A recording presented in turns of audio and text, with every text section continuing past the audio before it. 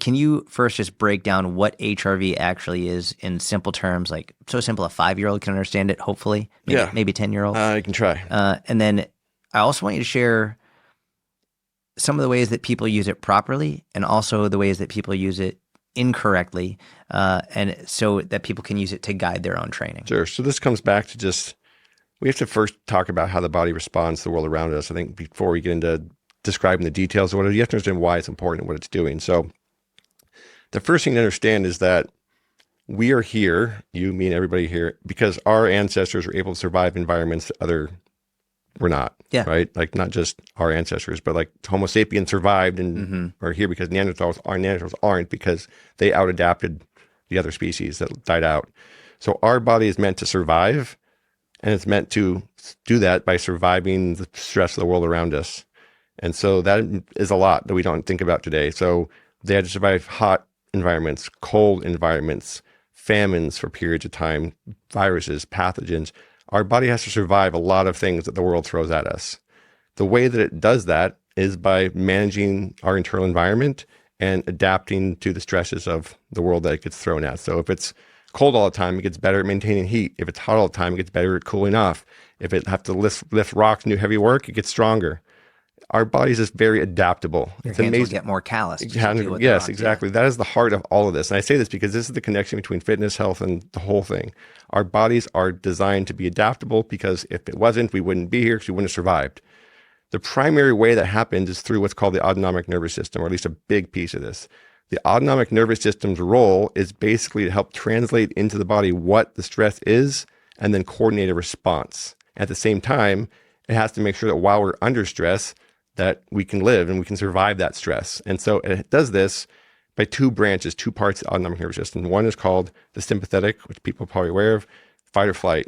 So if we need to do something stressful, lift weights, do cardio, deal with financial stress, family stress, study for an exam, those are all forms of stress. They require additional energy.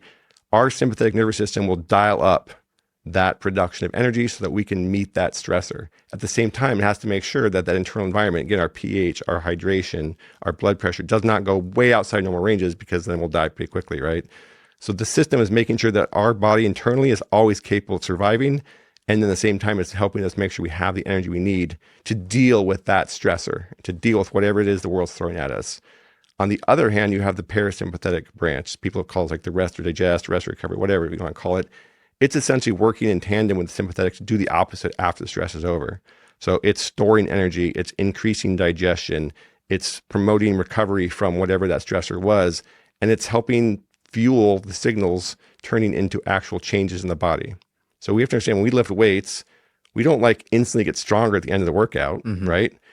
What happens is we lift weights, the body basically has all these sensors in our muscles and our different tissues, and they send off alarms like, oh, this was stressed, right? There was tension in this. There was metabolic demand. There's all sorts of ways the body senses this. This is like the signaling. The body has to figure out what happened. Well, it does this by this network of signals basically going off in the body when we do certain things. Then we have to direct energy into repairing those things that were damaged. And then as part of that process, we will make those things stronger. So when we're training, we're actually setting off these little signals, like I mentioned. They set off genes. Those genes have proteins encoded. They tell our body what to do to fix it and to get better. And so that happens over and over again through our entire lifetime. The sympathetic system, fight or flight, turns up energy production, makes sure we can meet the demand. Parasympathetic system then facilitates recovery, drives energy into adaptation, so our body gets stronger and more effective at whatever it was doing. That's life, okay? The way that this happens is complex, and it's tied to HRV, because what happens is when we do something stressful, like we lift weights, our cardiovascular system has to pump more blood and oxygen. Our central nervous system has to fire more muscle mass. Our metabolic system has to function. Like all these systems in the body have to work together to do it. The way that happens, again, is not just like each system figuring it out. It's the sympathetic nervous system coordinating everything. And so it's into these tissues, it's reading what's happening, it's sending information back up to the brain. Parasympathetic does the same thing. It's this complete circuit of how the body regulates itself and keeps us alive and adapts to the world around us. Now, that's a long-winded, not fifth grade answer, but you have to understand that to understand what HRV is doing is tapping into the connection between the brain and the heart and looking at how that parasympathetic nervous system is functioning. looking at the level of how it's actually functioning at rest, typically. And it's going to tell us how our body is responding to stress, the stress world around us, how it's reacting to it, how much stress it's capable of responding to positively, and all that sort of things, because the brain controls our heart rate, our heart rhythm, all of it. And it does it largely through the vagus nerve, which is where we measure the parasympathetic system. So long story made as short as I can, we are tapping into that branch autonomic nervous system, the parasympathetic, the rest and digest, to understand how the body is recovering, just to understand how the body is adapting to the world around us. And that gives us a big insight into how well our body is functioning. So how can someone practically measure their HRV and use this data to improve their performance, their health, their life, all of that? Yep. So 2 ways, and one is better than the other, in my opinion. Okay. Right? So one is the convenient way that a lot of wearables are doing it, which is, oh, you just wear this overnight, and then we give you an overnight average, and then this is your HRV. Mm-hmm. Now, there's value in it, but it's not the best approach for measuring on a daily basis to look at change. It's better for looking at changes over time, which is also valuable. I call that just the passive approach. And we have to, so back up 1 second. HRV has been around for like 60, 70 years. It was first used in the Russian space program. They sent Yuri Gagarin to space and they measured what happened. They looked at the HRV. It's been around a long time. It's not some like new thing. It's been around for decades in medical research and all sorts of different areas. And the vast majority of that was done with resting measurements in specific time periods, not looking at data overnight. And the vast majority of it was done with ECG leads because it's the most accurate, looking at actual electrical signals. What we're doing is just looking at the signals of the heart to figure out the pattern of the heart. The pattern of the heart changes when HRV is higher versus when HRV is lower. Just like the name implies, when the HRV is higher, we see greater variability in the heart rhythm. When HRV is lower, we see less variability in the heart rhythm. And that just tells us how active that parasympathetic system is. But regardless, wearables in their infinite wisdom say, oh, it's way easier to just wear something overnight. Like here's your number. And that's what a lot of people are doing. Yeah, for the convenience. For the convenience. Yeah. What Morpheus does and what I think is the most accurate, what decades of research shows, is an active measurement where you're waking up in the morning, you're spending 2 to 3 minutes measuring it, and then you're seeing where your body's at. And the equivalent to saying, if I was going to lose weight, would I want to A, wake up, take my measurement of my body weight before I'd eaten or had anything to drink and just kind of said, okay, here's my baseline and track that every day in the same way? Or would I want to just kind of take like an average of my weight across the day? One of them will tell you today where you're at. Yeah. The other one will tell you how you've changed over a longer period of time. But my food would influence my daily average so much that I would have to wait weeks to really see the trends. Right. It's the same thing with HRV, right? So if I want to know where I am today, I want to measure first thing in the morning and have a really good understanding of how my body ended that. Basically, we have to look at every day as a cycle. Every day is put my body under load, recover, repeat. Like that's what our body does every day. I want to see where I ended up at the end of that cycle. And that helps me make better decisions about what to do the following day or the day I'm ahead of me. If I'm just looking at average overnight, it's influenced by what I did before I went to sleep. It's influenced by the position I was in when I was sleeping. It's influenced by so many variables that don't really tell me the outcome of that, because we're just looking at an average over 8 hours. The average doesn't tell me what the highs were, what the lows were, what the pattern was. It just tells me the average number. It's not particularly informative, at least in my opinion in the research, compared to a morning actual active measurement versus passive measurement. So if you just say, oh, I want to look at like how's my HRV changing over weeks to months, then sure, your overnight average will give you a good indication of that. If you want to see where you're at each day and help yourself make a better decision about what you should do today, you want to measure it first thing in the morning in a standardized way, which is typically seated or laying down. Now, do you use Morpheus to do this? Exactly. All right. So Morpheus is your product. This is what you developed. Can you explain? Because you were very generous. You brought me one, and I want to start using it today. Great. So, like, let's say I start using it today. How would I incorporate this in my life? So I would say kind of going back to your original question, what do people do right and what do people do wrong? Yeah. I think a lot of people get a number and they're like, I don't know what to do with that. Yeah. A lot of times, right? Yeah. And so I wanted to make sure that the whole point of using Morpheus was to help people develop their cardio. So to me, Morpheus is a personalized cardio system. It's for people who want to get their cardiovascular system, their VO2 max in better shape. And we use HRV in the data rather than to just give you a number. We use it to help you do that. So will this give me my cardio workout of the day? It'll tell me what. Not quite there yet, but what it will do is you'll get your HRV, you'll get your recovery score, and then we'll give you specific heart rate zones for the day. And this is something that's a whole other conversation we can talk about. The problem with most people's cardiovascular fitness training is it's very one size fits all. It's literally just like, oh, I'm going to go in and do this workout today, or I'm going to try this workout, or I'm going to do this zone, whatever. It's not very personalized to them. Correct. And I think that's honestly, I think if we like, what's the number one problem in fitness? That's it. Like we search on in IG. Oh, what's this workout look like? Oh, what's this person's exercise? I saw this on Instagram. Yeah, and they just do that. Like yeah. that works to an extent, and it's better than doing nothing, no doubt. But people tend to hit plateaus because there comes a point where like you got to figure out what works for your body, not just what works for somebody else. Yeah. Or even if we don't know if it works for them, they just post. They're just posting a random fucking workout. They probably didn't even do it. Yeah, that's the whole problem with fitness, right? It's just, oh, what's Jordan doing? I'll do that. Yeah. Well, maybe I can learn something from him and figure it out if it works for me. But that's not the right approach. Just copy. Correct. Right. And so when we look at heart rate training right now, the people that are doing heart rate training, at least, heart rate training is built on this old model of like, oh, let's take your max heart rate and then let's just break it up into percentages based on your percentage of that, or your zones based on your percentage. Like, oh, 50 to 60%, that's zone 1, 60, 70%, that's zone 2. And they just kind of go up this ladder, right, of zones based on percentage of max heart rate. The problem with that is your 80% is not going to be the same as my 80%. Right. Because we're unique individuals. Our metabolisms are different. We can't just assume that everyone's 50, 60% is the same effect. Just like if you took 80% of your max bench press or squat or whatever, you might not get the same reps as me. We're not all going to get the exact same number of reps, the exact same percentage, because our muscle fibers are different, our metabolism is different, our bodies are all unique. I also feel like what might be my max effort on one day, 3 days later, is different. There's no way I get it. Exactly. And so it's not even just person to person. It's like individually. Exactly. Like how I feel will dictate. Yes, 100%. So the point is we're not static and we're not all the same. And so the way I designed Morpheus is dynamic heart rate zones. So the way that we do it is have, number one, rather than having 5 zones, I have 3, because I think 5 is interesting. Too many. It's too granular.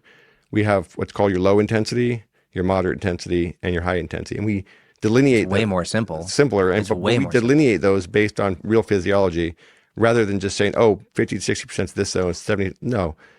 Your body changes in intensities based really on 2 things. One is how much fat versus carbohydrate your body is using as fuel source, right? So as you increase intensity, your body's going to start using more carbohydrate and less fat, because carbohydrate makes power higher because it takes fewer steps to basically produce ATP. Right. So the higher up you go, the more carbohydrate you're utilizing, the less fat. That's just principle number 1. Yeah. Right? Like it makes sense because carbohydrates are faster. It doesn't mean you're losing body fat. It means it's the fuel source that you're using. Exactly. Yes. And then the second thing that's going to happen is the more energy you need, the more your body is going to go more towards the anaerobic side. Mm-hmm. Because at some point you can exceed the capability of the aerobic's ability to produce power. It'll make up the difference anaerobically, meaning without oxygen. Mm-hmm. Those are the 2 driving forces that dictate how you create energy versus how I create energy. How much fuel I can burn at fat versus carbohydrate, and how much power I can produce aerobically versus anaerobically, mm-hmm. right? That's the unique things that comes down to how we create power. So that's how I built the heart rate zones. So we do low intensity is up to where we call our aerobic threshold. Okay. And that's basically the point where our body is using mostly fat and starting to tip towards the carbohydrate. The intensity is just getting high enough where you're almost there. Yeah. And so that's kind of the zone. It's basically, we've heard of zone 2 forever. Yeah. And again, this goes back to the same conversation. The problem is if you just take zone 2 as a static percentage, you just look at, oh, my heart rate monitor says this is my zone 2. What are we saying zone 2 is? Right, what we are actually talking about, what science and what these studies are based on, is zone 2 is a range where your body is producing most of the power by fat. Most of the output is coming from fat utilization. Where typically you can do it for a long period of time with minimal stress. Yeah, and we're trying to maximize that range. We're trying to make your body better at burning fat. Well, we want to do it in the range where your body is burning the most fat. And as soon as you start going over that, fat you basically decreases, right? So rather than just saying, oh, you're 50, 60%, that's your zone 2. Or 60, like just making it a straight percentage, we use an estimation of what's called the aerobic threshold, which if you do metabolic tests, will tell you exactly what that number is on that day. So rather than doing a metabolic test, Morpheus is estimating that number based on our data and based on my coaching experience and thousands of metabolic tests. So we'll say, okay, between low intensity and moderate intensity, right around that bridge, that middle point, that's your aerobic threshold. That's where your zone 2 range is. Okay. Then the second tipping point is between your moderate and your high intensity. That's called the anaerobic threshold. Mm-hmm. That's where your body is starting to not just tip. You're almost all in carbohydrate at that point, but your body's all starting to have to use the rest of it, or anything above that, anaerobically rather than aerobically. It's this tipping point between the aerobic and the anaerobic system. So if I go above my anaerobic threshold, I'll create more power, but most of that will come from anaerobic energy production, which means I'll fatigue a lot faster. Yeah. Right. So, and that's like a 10-second output type thing? It can be longer than that. It can be. Okay. Significantly longer than that. So the best way to think about this is like my VO2 max is like the maximum horsepower, if you want to talk about that. Yeah, I do. The anaerobic threshold is how much horsepower I can use for a long period of time without fatiguing. Okay. That's the way to think about it. So again, Morpheus, rather than just saying, hey, here's 5 zones based on percentages, it says, no, here's your low intensity. The top of that is about the point where you're going to maximize fat utilization. Here's your moderate intensity. And the top of that is where you're at the peak of your aerobic production. And then the high intensity is where you're almost all anaerobic contributions coming from that. So we use those 3 zones, which are based on your physiology. Yeah, it's way more simple than the 5 or 6 system, which I see a lot. And then what we do, which is completely unique, is we adjust those zones daily based on your recovery. Because to your point, what you could do yesterday doesn't mean you can do it today or vice versa. So we'll look at your recovery. When it's higher, those zones typically shift up because your body's better at creating energy when it's not fatigued. When we see your HRV and your numbers are lower, your zones will shift down because your body is less capable. So we're taking those heart rate zones and adjusting them daily to your recovery, right? So we're not just, here's your recovery, figure it out. We're actually adjusting your heart rate zones. The second thing we're doing is giving you a weekly number of minutes to shoot for. We just call them cardio minutes in each of those 3 zones. Giving you the number that we think you're going to need to improve based on your data, based on our database and algorithms. What is that based on in terms of like, is that based on, hey, you should get 150 minutes of low intensity? Like, is that based on performance, health? So basically it's based on what we did was look at people in 12-week periods. Okay. And we looked at their level of fitness to start with, which we can look at through average heart rate and average heart rate variability. We did a bunch of machine learning and said, okay, for 12-week periods, what did the people do that saw improvements versus what did the people do that didn't see improvements? And we just kind of built an algorithm that says, oh, if you're starting here, these rough ranges were what was most likely to cause you to improve those numbers. Got it. So you're looking at someone's starting point. Yes. Like, all right. So if you're like brand new beginner, you haven't done anything. It's going to be low. You don't need to do that much. You don't need that much, exactly. But if you have a higher level of performance, you're going to need a lot more. Yes. And so each week. And it is more individualized. It's starting. It's very individual. And again, these are population norms. I want to put that out there. But at the same point, we look at each week. Are you getting better? Did you hit those zones? If the answer is yes, you're getting better and you hit your targets and your recovery is good, we'll gradually increase those weekly to increase the load. If we see, oh, this was too much, like your recovery was pretty bad and you hit the zones, but you just couldn't recover from that amount, we'll decrease the zones or keep it the same. So if you did it, but you clearly didn't recover well, we're going to taper it back. Exactly. Okay. So we're going to adjust those weekly to help you dial those in. And so the key thing is if you hit those targets every week and you keep your recovery score of 80%, it's going to keep gradually increasing that load over time. So eventually we're at the point where we are giving you actual workouts and plans. That's what we'll build to. But right now we're giving you a blueprint, I would say. We're giving you this blueprint to personalize your cardio rather than just kind of take these 5 zones and like randomly go to the gym and do whatever and then look at your watch and be like, oh, I got 4 minutes in the zone. Like, did that really do anything for you? I don't know. So the goal is, like I said, to take the data and take wearables and take HRV and just help you make better choices about how your cardio needs to be done.